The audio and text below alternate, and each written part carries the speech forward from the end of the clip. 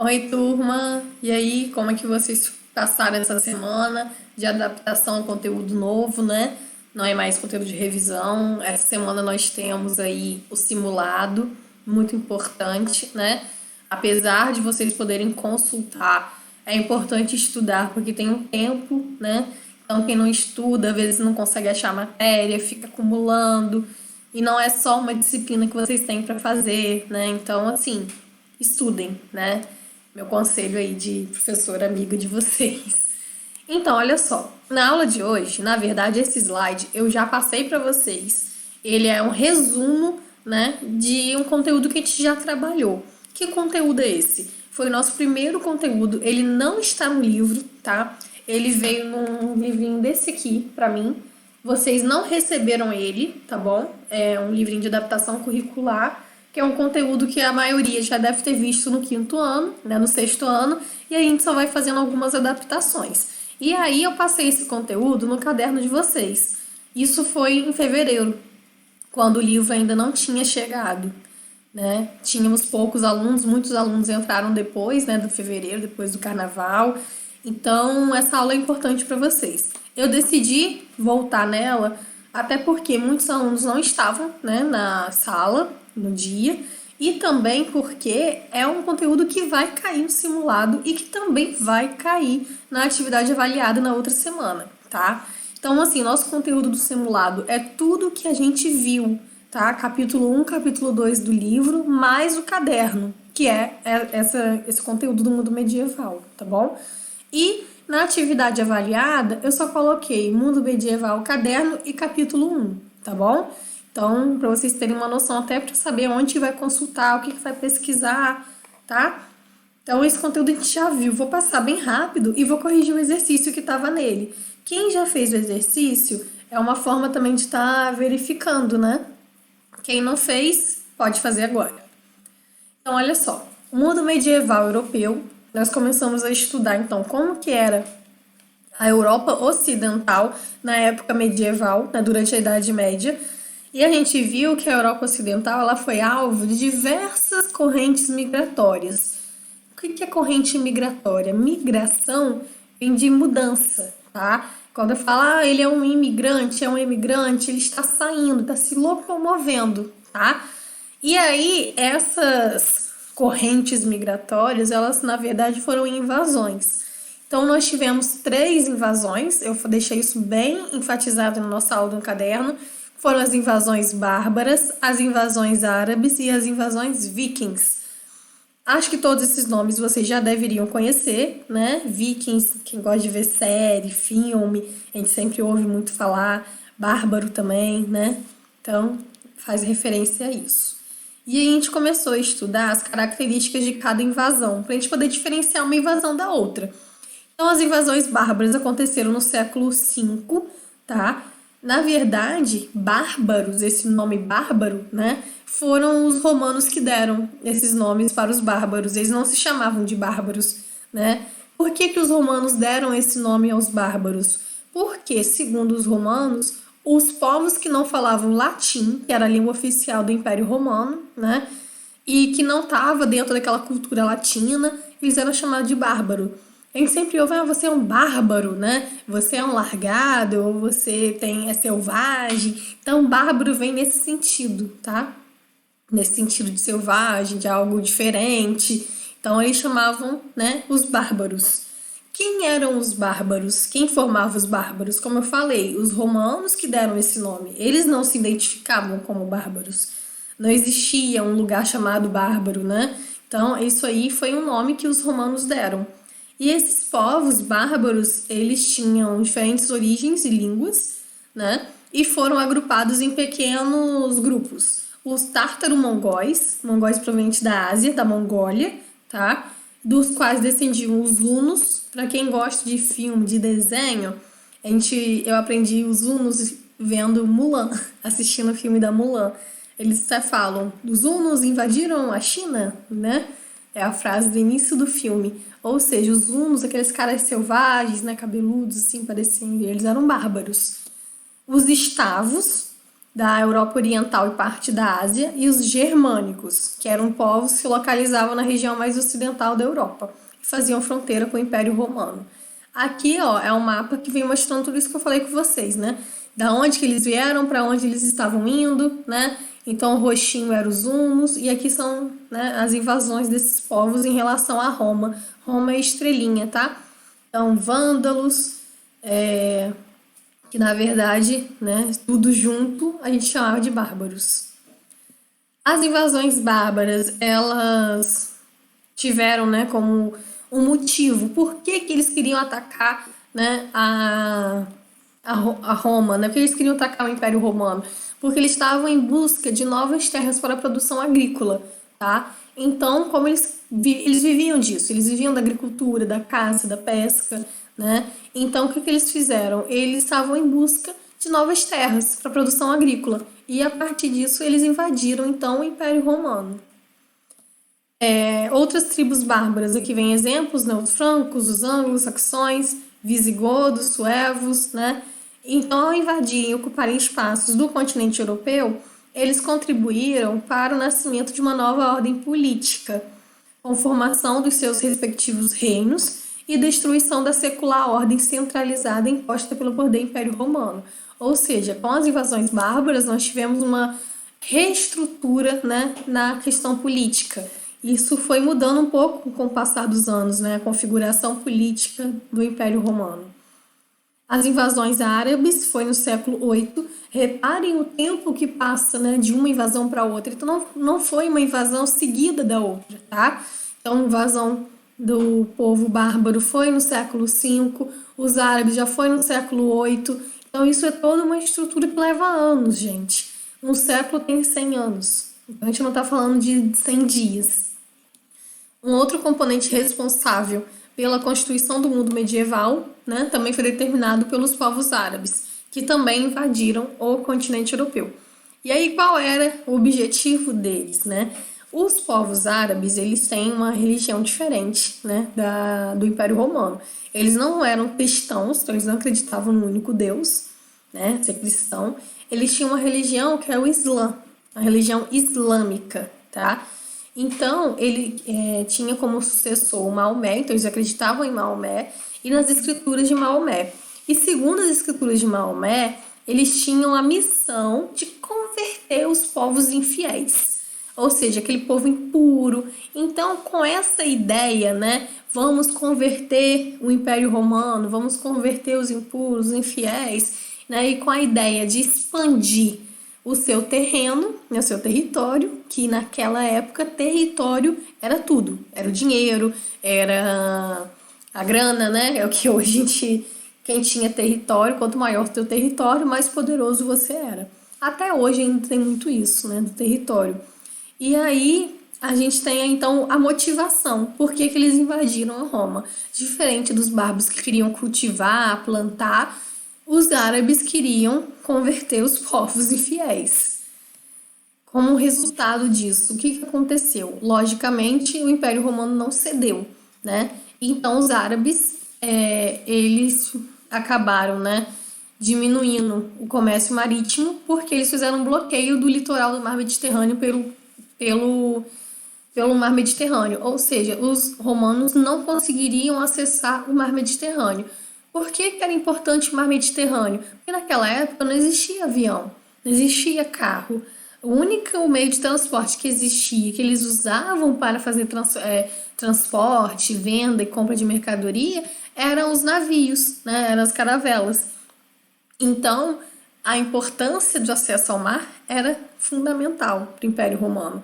Quando os árabes bloquearam esse acesso dos romanos, aconteceu uma diminuição do comércio marítimo. Eles não conseguiam sair, então eles não conseguiam nem comprar e nem vender. As invasões árabes, elas provocaram, né, um declínio desse comércio e aumentaram a instabilidade política da Europa, porque os europeus ficavam com medo dos árabes, né? Pô, fechou, agora a gente vai viver de quê? Como que a gente vai conseguir controlar ou tomar de volta o acesso ao mar? E isso fez com que os europeus começassem a praticar dentro do seu terreno a plantação. Então, ao invés de comprar de outros lugares, eles começaram a querer plantar. Então, foi desenvolvidas as práticas agrícolas. Nesse período de instabilidade, a propriedade rural, ela aumentou seu valor, então tornou-se referência, né? E um símbolo de prestígio político e de poder social. Agora vamos falar das invasões vikings. Elas aconteceram no século IX, novamente, né? Um século para o outro. Foi a terceira e última invasão assim que aconteceu com a derrocada do Império Romano. Foi quando o Império Romano ele caiu, né, de vez. Então os vikings ou os nórmandos, Northmen, que significa homens do norte, originários da região da Escandinávia, eles promoveram uma série de incursões sobre os reinos dos francos e dos anglo-saxões, dos bárbaros, né, e demais reinos germânicos, já organizados no continente europeu. Então, eles saquearam, conturbaram primeiro os bárbaros, para depois atacar o Império Romano. O objetivo deles, né, era sobretudo o saque e as pilhagens. Saque, gente, era roubar, tá? Era roubo. Então, saquear vem nesse sentido, roubar, né? Isso acabou ocasionando, logicamente, né, no clima de pânico na Europa, todo mundo com medo, e uma instabilidade que fragmentou ainda mais a Europa em inúmeros reinos. As pessoas com medo dos vikings foram fugindo para o campo. Elas saíram do império e foram para o interior, voltando para a ideia do campo, com medo, né, de serem invadidos, de serem saqueados, né, e perderem o que eles tinham.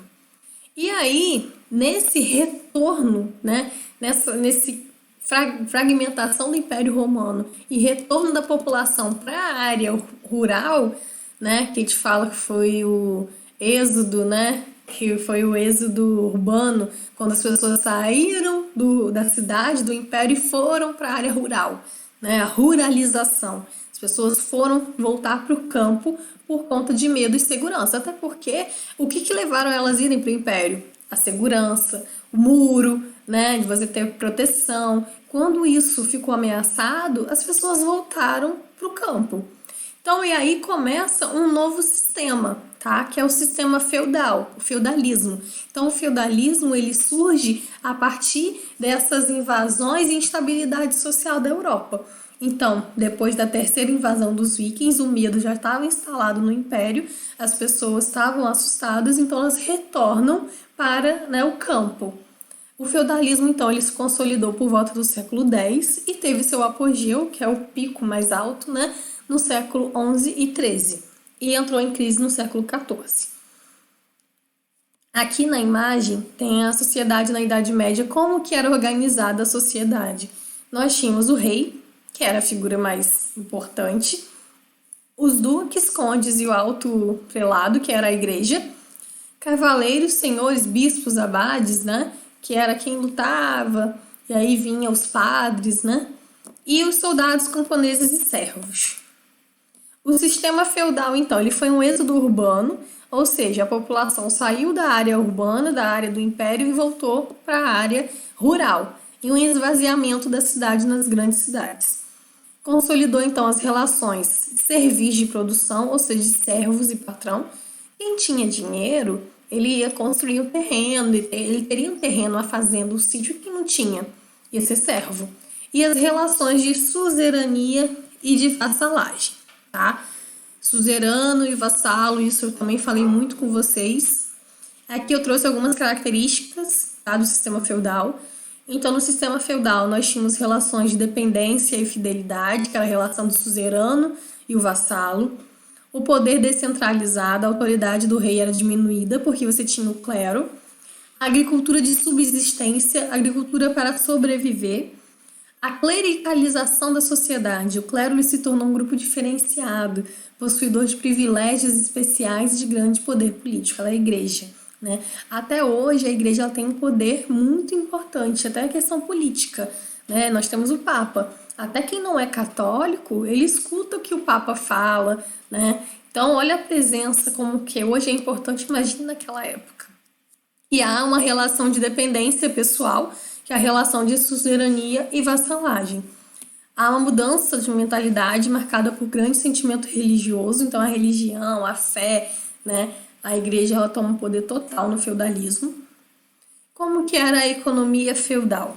A sociedade feudal ela era essencialmente agrária, Então, como eu falei, né? Eles retornam, saem dos impérios e retornam aí para os campos. Nós temos uma imagem igual do livro, né? Eu tentei procurar imagens iguais do livro para vocês não se perderem. E como que era organizado um feudo, tá? Um feudo, gente, ele compreendia 3 partes. Um feudo é como se fosse um reino, tá?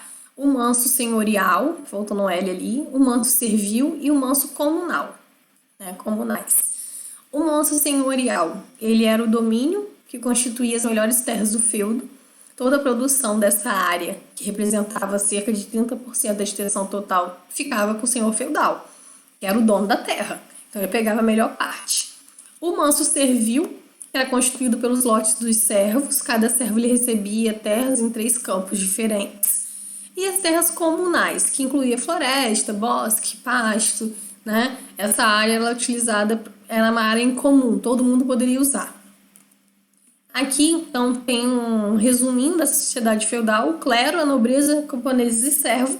Clero eram os que oram, né? Mas reparem, o clero está acima dos nobres, acima do rei, porque a importância da igreja é fundamental. A gente vê isso também quando a gente continua estudando o expansionismo, né? Da Europa, o expansionismo português, porque que os portugueses vieram ao Brasil, né? Qual era o objetivo deles, né? De catequizar os índios. Então, olha a importância do clero. A nobreza eram os que guerrearam, né? Então, você tinha os capitões, né? Os soldados, o rei, e os camponeses e os servos, quase escravos. A servidão. O servo, então, ele era o camponês, né? Ele estava ligado a um senhor que tinha um compromisso pessoal e tributo. Tributo é dinheiro, tá? Então, o servo ele não podia ser vendido, trocado e punido como se fazia com o escravo. Então, o servo e escravo não é a mesma coisa. E como que era a relação de suzerania e vassalagem? O vínculo que unia o suzerano e o vassalo era estabelecido por um contrato. Então, era um contrato, né, que tinha todo um ritual, por 3 etapas: homenagem, fidelidade e investidura. Então, o cara tinha que jurar fidelidade. Ai dele se ele traísse seu capitão, né? Aqui eu trouxe para vocês um exemplo de como que funcionava o contrato de vassalo. Então, tinha uma fidelidade no serviço militar e o conselho, ele jurava fidelidade, iria até a morte. E aí o suzerano, o que o suzerano, né, ele queria? Ele queria proteção e auxílio e doação do feudo. Tá? O suzerano, ele dava, ele queria, né, dava isso para o seu vassalo. E o vassalo, em troca, fidelidade, serviços militares e conselho. Então, o suzerano e o vassalo, tá? Então, tudo é uma roda gigante, na verdade. O que um oferece e o que o outro quer. É quase uma troca, tá? Então, é uma troca, só que não necessariamente uma troca justa. E aqui eu trouxe as respostas já das atividades que eu passei para vocês. Identificar nas figuras abaixo qual o status na sociedade feudal. Status seria nobreza, né? Clero ou servos ou camponeses. Então, aqui eu coloquei os camponeses, né? Que é quem está trabalhando na terra, quem está arando terra, quem está plantando, são os camponeses e os servos. O clero, que representa a igreja, né? Então, eu coloquei imagens bem claras. Isso aí também vai cair no simulado de vocês, na atividade avaliada. Prestem bem atenção. Quais fatores contribuíram para o surgimento do feudalismo? Lembra que eu falei com vocês que a primeira coisa que aconteceu foi a instabilidade no Império Romano? Né? Depois de muitas invasões que tivemos em Roma, né? Teve uma fragilidade devido ao medo, né, dos vikings, e aí eles fizeram um êxodo urbano, voltaram para as vilas, né, para a zona rural. Então, o que contribuiu para o surgimento do feudalismo foi problemas do mundo romano, como a formação das vilas, produção autossuficiente, a decomposição do escravismo, ou dando origem aos colonos, né? A crise do poder político, a descentralização administrativa, tudo isso é resultado do êxodo urbano, tá? A número 4 pedem para vocês diferenciarem os mansos, então, com base na imagem: manso senhorial, manso servil, manso comunal. Comunal, olha na imagem, a área em comum. Manso servil é onde tem os pastos, né? Então é onde vai ter a área mais, assim, mais pobre, que é onde vai ficar o servo. E o senhorial, olha como é a parte mais alta, a parte mais bonita, é onde está o castelo. Então, pertence aos senhores. Então, eu coloquei aqui novamente a resposta. Vocês podem dar uma pausa para copiar, tá? Não deixem de copiar, porque isso daqui já é uma revisão, já vai auxiliar vocês no simulado. Eu não estou dando conteúdo novo, justamente porque acredito que vocês vão estudar, né? Se eu der conteúdo novo, pode ser que vocês confundam. Lembrando que a aula passada, ela não entra, tá bom?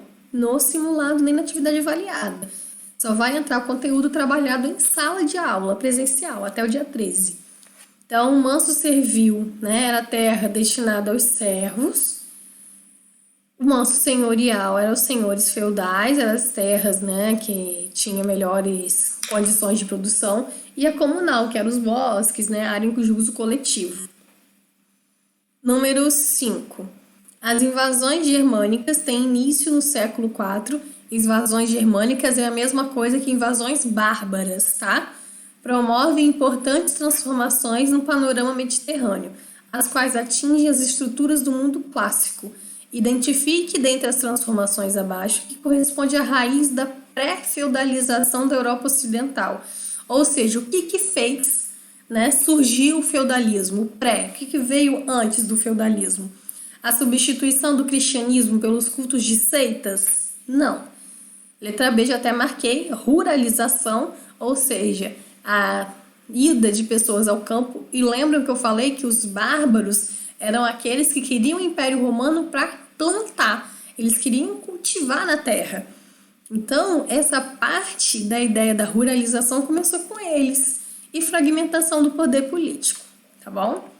E aí é isso. Eu vou ficar por aqui. Qualquer dúvida que vocês tiverem em relação a esse conteúdo ou outro conteúdo que vai cair na prova, vocês podem me mandar mensagem, tá bom? Eu não vou passar um exercício hoje para vocês fazerem, vou passar na sexta-feira, porque vocês vão ter o simulado, tá bom?